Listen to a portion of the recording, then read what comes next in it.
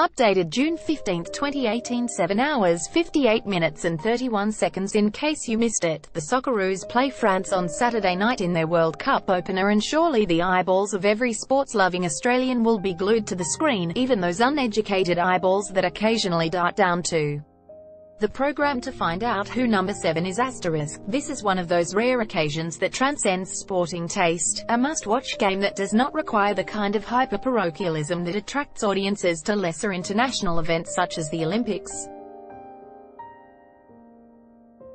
The Socceroos playing a primetime match against the astonishingly talented French in their opening match on the world's biggest sporting stage. If you are not watching that, you either have the dullest of sporting taste buds or you are suffering some form of post-traumatic football stress caused by attending too many Central Coast Mariners Wellington Phoenix games. Yet there are 3 other football codes scheduled to take place at the same time as the World Cup game, presumably in the expectation some viewers will watch them without having accidentally bumped the remote control. The Wallabies kick off the second test against Ireland at precisely the same time as the Socceroos, 8 p.m. Australian Eastern Standard Time, while Hawthorn and Adelaide in. The Sharks and Broncos will be well into their home and away scraps when the first whistle blows in Kazan Arena. You can throw in the one-day international between Australia and England at Cardiff if you like.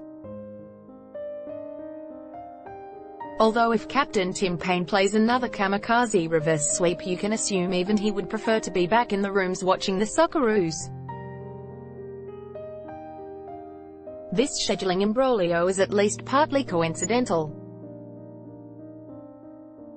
The competing games had been booked before the Socceroos were given a rare primetime start, and with modern sport beholden to the great god of television, fixturing is as flexible as an octogenarian's hamstrings.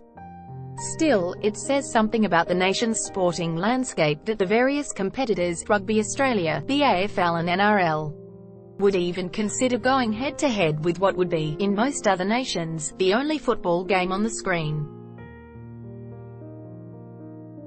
To the most evangelistic football fans, it will say Australia is a parochial backwater that has failed to fully embrace the world game, which constantly faces obstructionist opposition from self-interested local codes.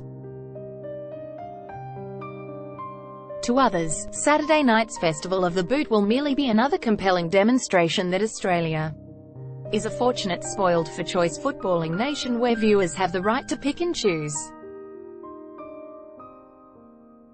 But even if you find the so-called Battle of the Code about as intriguing as the full box set of CSI Wagga Wagga, the viewing figures from Saturday night that either surely confirm Australians watched the World Cup in huge number or say it ain't so, or more evenly divided along code lines, will be the source of some fascination. If the Socceroos game seems like a Hollywood blockbuster in comparison with the AFL, NRL and Rugby Union's straight-to-video productions, this World Cup has not had the pre-tournament buzz of other recent editions. In 2006 we had the long-anticipated return of the drought-breaking Socceroos. In 2010 and 2014, Australians were still riding the expectations created by that wonderful golden era team. This time a team hardly replete with household names did not play a home international under its new coach and arrived in Russia with extremely modest external expectations. Thus any hype around the Socceroos will be built by its performance in Russia alone. Not, as has previously been the case, come with their mere presence at the World Cup. This is a blessing for Australia's coaches and players who have flown under the radar. But unless there is a miraculous result against France or grand performances against Denmark and Peru, it is not ideal for the marketing men hoping to cover more than just a few petrol pumps in green and gold during their quadrennial moment in the sun. So who won't be watching the Socceroos?